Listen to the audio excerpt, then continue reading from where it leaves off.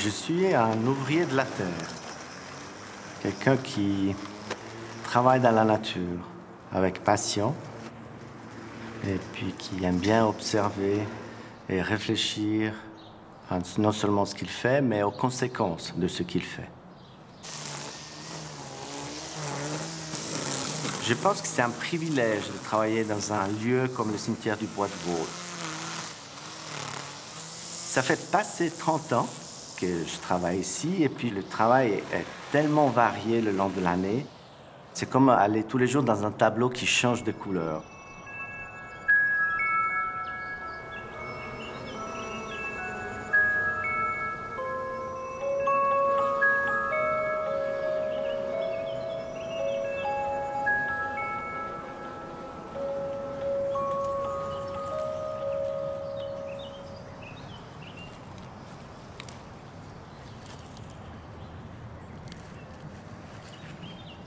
J'ai toujours aimé les cimetières.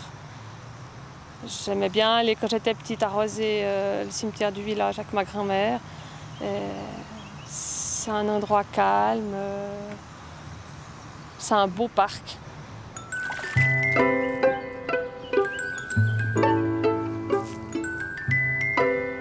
Parfois, je me mets à rêver sur la vie des gens qui sont là.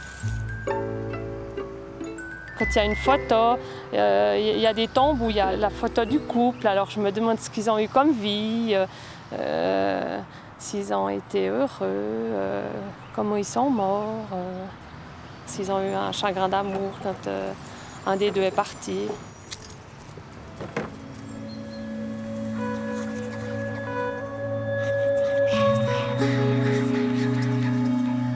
S'il y a toujours des cyprès dans les cimetières, c'est parce qu'ils aident les âmes à monter au ciel. Je sais pas, j'ai jamais essayé.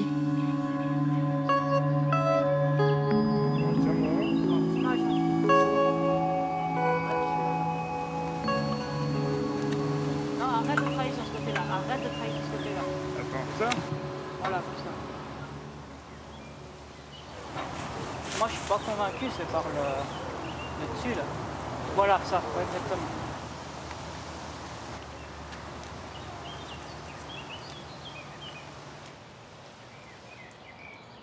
Il ne faut pas se fier des apparences parfois.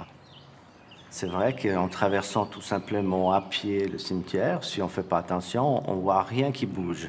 Mais en réalité, si on va dans le détail, si on peut prendre le temps de s'arrêter un petit moment et d'observer, on y verra une vie extraordinaire.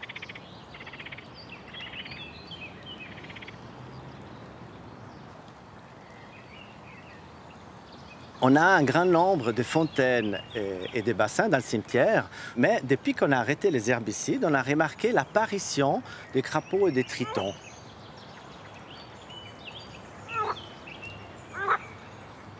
C'était extraordinaire pour moi et mes collègues de voir apparaître ces petits amphibiens, puis qui, du coup, ils sont devenus les nouveaux locataires de nos grands bassins. Ils ont ramené la vie là où il n'y en avait quasiment plus.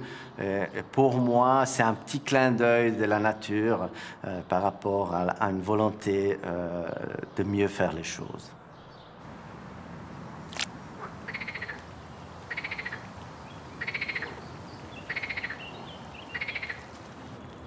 J'en ai marre de ces grenouilles. Mais arrête de râler. Oh, tu vas pas me le reprocher pour l'éternité.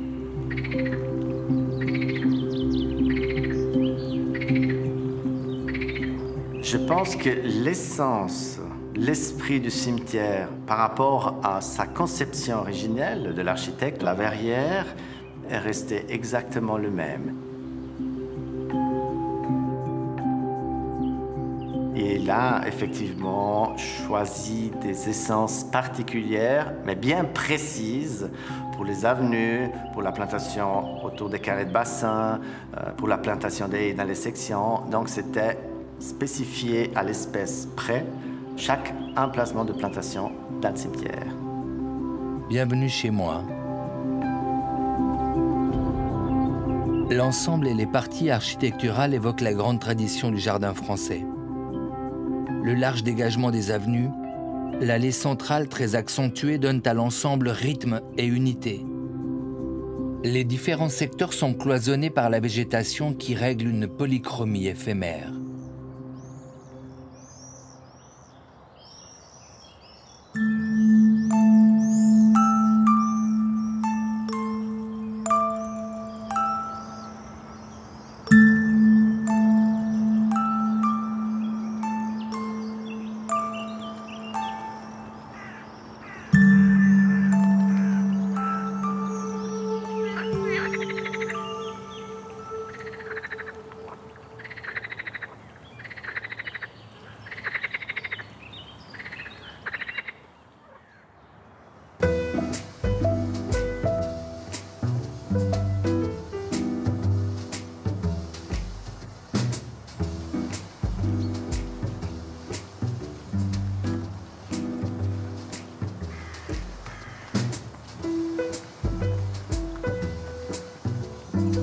Troglodyte aussi, mais il est un petit peu plus loin. Il est dehors de la limite du cimetière. Il y a des mésanges qui sont là, qui en entendent.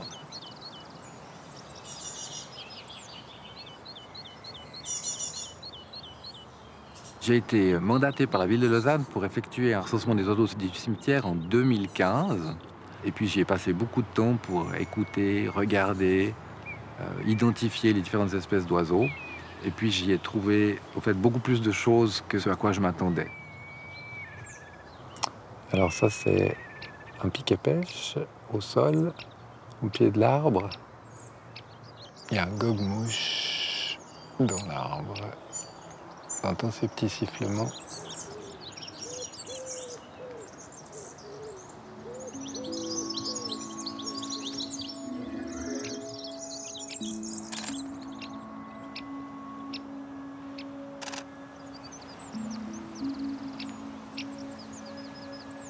L'urbanisation s'est développée autour de la parcelle, donc les oiseaux ont été un peu plus confinés dans le cimetière. Donc évidemment, le nombre de couples a diminué parce qu'il y avait moins de ressources. Par contre, ça s'est diversifié parce que il y a différents biotopes qui sont représentés dans le cimetière. Et depuis une dizaine d'années, il y a eu toute une série de travaux qui ont permis d'augmenter encore cette diversification avec des prairies qui ont été réinstaurées, des arbres qui sont moins taillés qu'avant. Et, très important, la suppression de tous les traitements chimiques, phytosanitaires, puisqu'on peut dire, pour faire simple, que le cimetière il est bio depuis déjà, je pense, une dizaine d'années. Alors ça permet à un certain nombre d'espèces de revenir dans le cimetière. Les oiseaux granivores, les oiseaux insectivores, c'est surtout ceux-là qui vont profiter de ces nouvelles conditions, puisque ça fait quand même 18 hectares de verdure en pleine ville.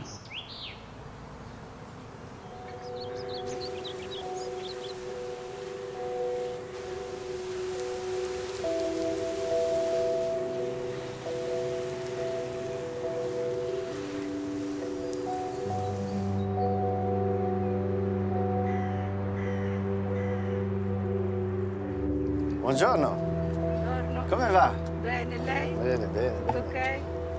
Le rose vanno bene? Sì, sì, tutto bene.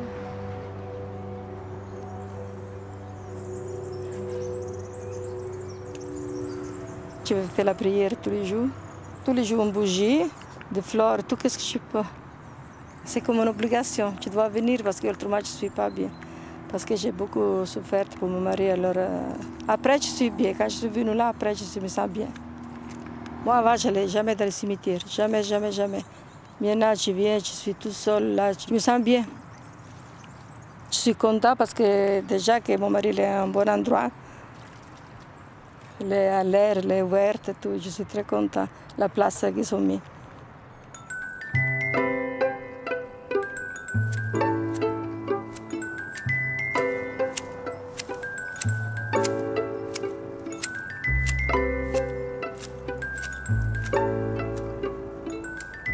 Cet après-midi, on va fabriquer 3 substances naturelles pour traiter les plantes. Et on va utiliser 3 végétaux différents. Est-ce que vous les connaissez? C'est la prêle. Hein? C'est une plante qui est riche en sels minéraux, comme l'ortie, mais nous, on va en extraire les cristaux de silice qu'on va par la suite pulvériser sur les plantes. Et ces cristaux, en fait, renforcent la cuticule foliaire. J'en prends encore un peu. Voilà, après ça sera bon. Alors, quand on travaille avec les plantes, avec les produits naturels, qu'on fait une fabrication d'extraits fermentés, une décoction, c'est vrai que les gens pensent souvent à la sorcellerie au Moyen-Âge, mais en réalité, c'est une méthodologie d'extraire des substances naturelles qui est sans limite en réalité.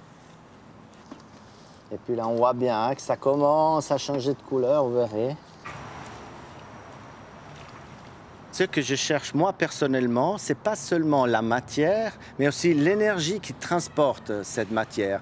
Donc, je tiens effectivement compte des phases lunaires, de la météo, du vent, de la température, de l'humidité. C'est très enrichissant comme système et ça stimule la créativité, ça stimule aussi la curiosité.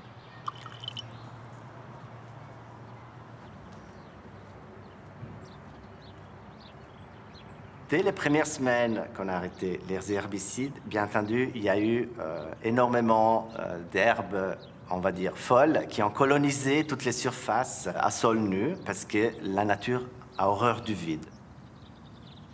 Ce qui nous a valu pas mal de réclamations de la part de la clientèle, des usagers.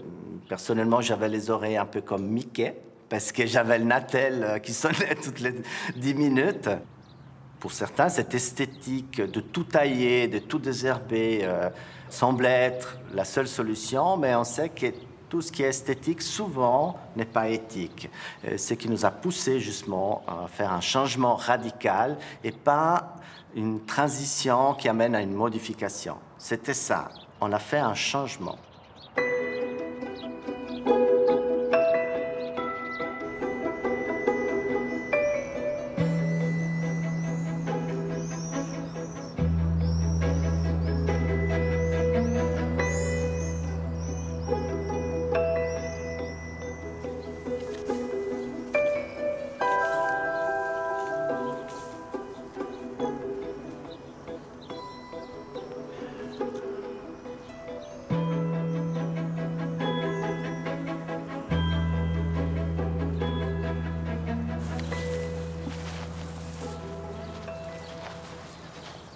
Bonjour Daniel. Bonjour Paolo. La chasse est bonne? Magnifique, tu vois, là on a attrapé une superbe pierride. Oh là là, ouais. La prairie est vraiment très intéressante, hein. Tu la connais plus que moi, mais on trouve des abeilles solitaires, des bourdons, on a quelques espèces de papillons, et puis beaucoup de petits coléoptères en fait qui adorent ces ombellifères. Ça attire beaucoup de monde parce qu'en fait c'est très mellifère, donc il y a beaucoup de nectar. Ça fait plaisir de savoir. Ben, et puis, tu as de la chance parce que demain, on va la faucher. Mais c'est bien. C'est arrivé le bon jour. Et puis, on ne va pas de toute façon toute la faucher. On va laisser un tiers, puisque les insectes, comme ça, ils peuvent aller s'y réfugier pendant que les machines tournent le foin, on va dire. Ça, c'est sympa.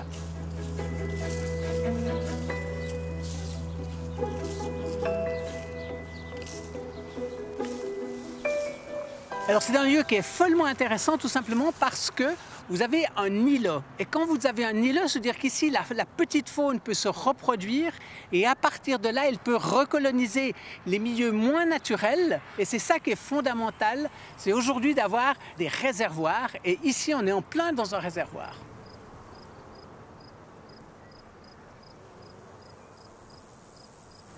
Il ne faut pas que des végétaux pour qu'une prairie vive. Il faut des insectes qui vont consommer les végétaux, d'autres vont consommer les graines, d'autres vont consommer les insectes qui consomment les végétaux. Et c'est comme ceci qu'on a affaire à une prairie équilibrée. Ce qui est vraiment important, c'est cette faune locale. Les insectes sont en forte diminution dans toute l'Europe, voire dans tout l'hémisphère nord. Et en fait, le but de ces prairies, c'est de participer au renforcement de ces populations.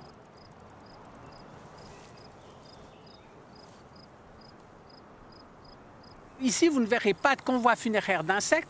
En revanche, lorsqu'un insecte meurt, si c'est dans une société comme la société de fourmis, eh bien, on le met au dépotoir, tout simplement parce qu'on veut éviter de contaminer le reste de la société si par hasard il était mort d'une maladie honteuse ou d'un virus quelconque. Tandis que les autres insectes, chaque jour, vous avez des centaines d'insectes qui meurent, qui, en mourant, vont servir de nourriture à des espèces nécrophages. Donc, il n'y a pas besoin de faire de cérémonie, tout le monde sait où trouver sa nourriture.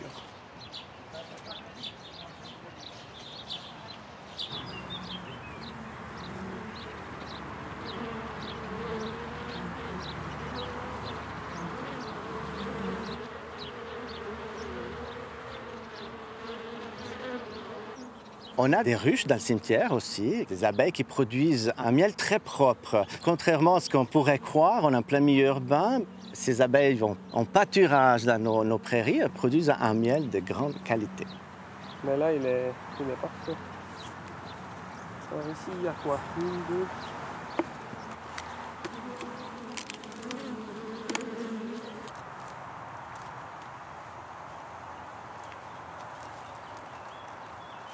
Chaque année, on met des moutons pâturés dans les prairies du cimetière. Alors, certaines prairies sont fauchées au mois de juin et on les met en pâturage au mois de septembre et d'autres, on fait le contraire. Donc, c'est quelque chose qui est très apprécié par les usagers, mais surtout pour les gens qui se promènent avec des enfants, ils peuvent s'arrêter un petit moment pour regarder ces jolies bêtes.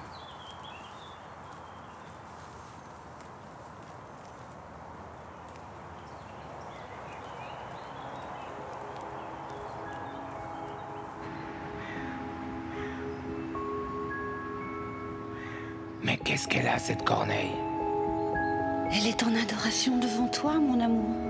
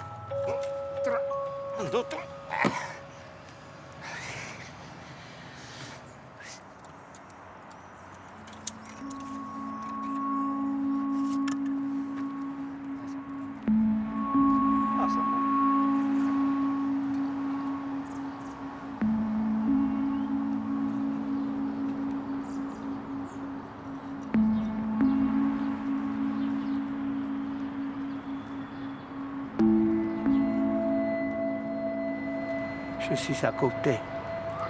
Je veille sur toi.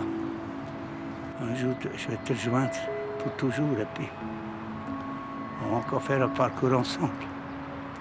60 ans de passion et d'amour aveugle pour toi, Thomas et Eric. Voilà. Elle m'avait demandé, je ne dois pas la laisser seule. Et moi, j'ai réfléchi longtemps, comment je peux faire. Après, j'avais l'idée de faire comme ça, que je suis à côté d'elle. Et je ne la laisse pas seule. Oui, ça peut être bizarre, mais quoi. Pour moi, c'était la meilleure des choses. C'était ça. Ouais. Ciao. Ciao. Ci vediamo domani.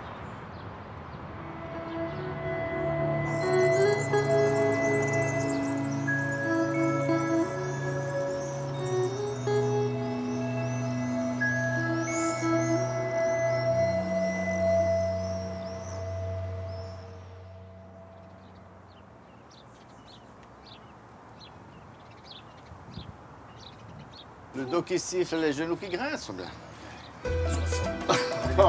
Les raideurs qui se déplacent.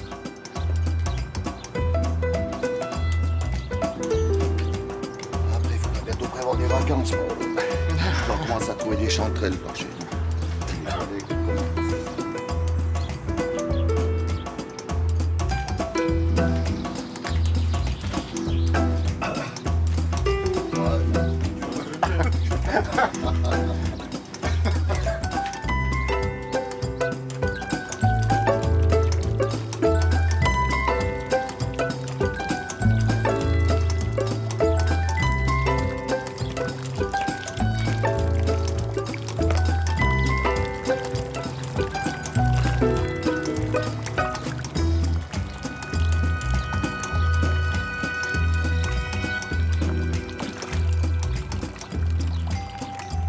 carpes koi vivent dans ce bassin depuis une vingtaine d'années.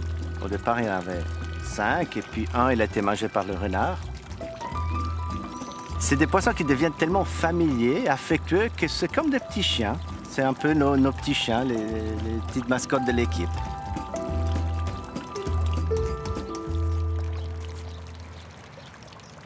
Alors on va prendre là-bas l'eau, papa.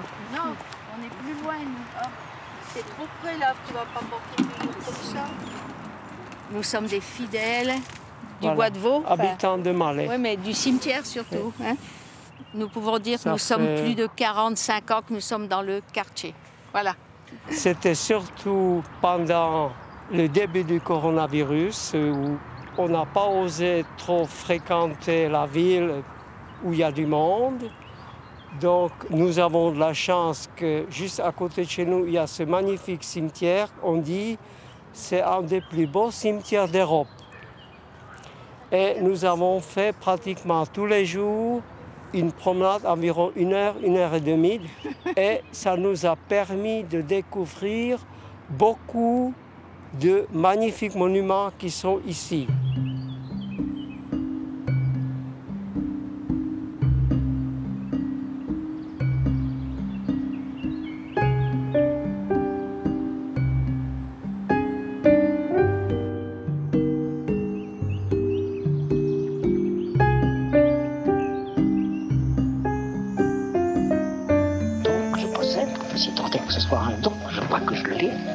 Et le corps humain bouge tout le temps, même quand on ne voudrait pas bouger. Vous voyez, en ce moment-ci, je n'aimerais pas bouger, vous parlez calmement, ça m'est très difficile. Je bouge sans arrêt. Si j'avais un costume qui me gêne, je ne bougerais pas. La chose s'est faite comme une sorte de coup du destin. La première caractéristique essentielle de l'olympisme moderne, c'est d'être une religion.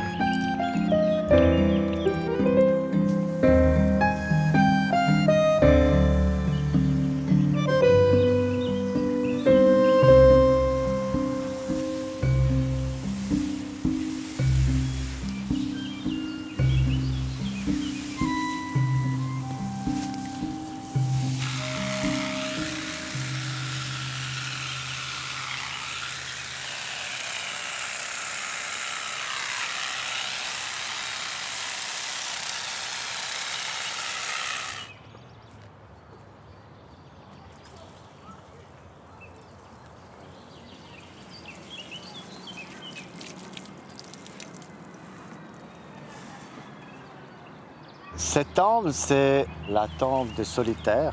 C'est en réalité un jardin de souvenirs qui a été créé et mis en fonction à la fin des années 20 et où on a mis pendant longtemps les cendres de personnes indigentes, de personnes sans famille, indigentes dans le sens qu'elles n'avaient pas l'argent pour se payer une tombe.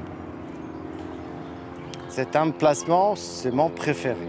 Je me fais un devoir de le fleurir chaque année. C'est une façon de rendre hommage à des êtres humains qui ont vécu une vie difficile, souvent dans la solitude. Et je pense personnellement que parmi toutes les terribles maladies qu'il y a à ce monde, la solitude, c'est la pire.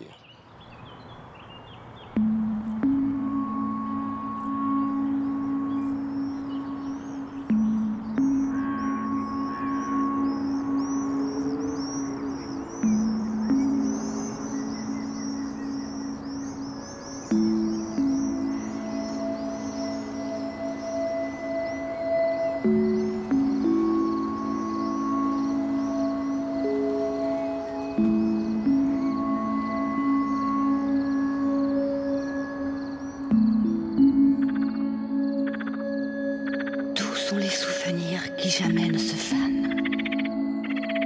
On croit que la mort est une absence, alors qu'elle est une présence secrète. Si la vie n'est qu'un passage, sur ce passage au moins, ce monde effleure. Il faut que le noir s'accentue pour que la première étoile apparaisse.